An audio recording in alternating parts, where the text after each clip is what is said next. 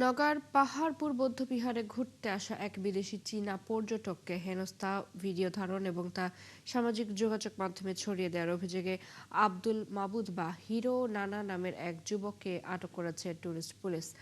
আটককৃত আব্দুল মাবুদের বাড়ি জয়পুরহাট সদর উপজেলার চণ্ডীপুর গ্রামে। সোমবার সেখান থেকে তাকে আটক করা হয়। এর আগে এক সপ্তাহ আগে পাহাড়পুর বৌদ্ধবিহারে ঘুরতে আসেন ওই চীনা নাগরিক। সেখানে অভিযুক্ত আব্দুল মাবুদ তাকে নানাভাবে হেনস্থা করেন এবং তার অনুমতি ছাড়াই ভিডিও ধারণ করেন। পরবর্তীতে সেই ভিডিওটি সামাজিক যোগাযোগ মাধ্যমে ছড়িয়ে দেওয়া হয়। এই নিয়ে সচেতন মহলে ক্ষোভের সৃষ্টি হলে টুরিস্ট পুলিশ বিষয়টি আমলে নেয়।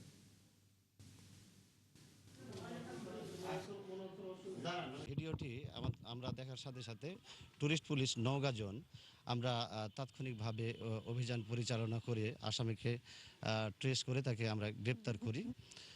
তার বিরুদ্ধে আইনানুগ ব্যবস্থা চলমান।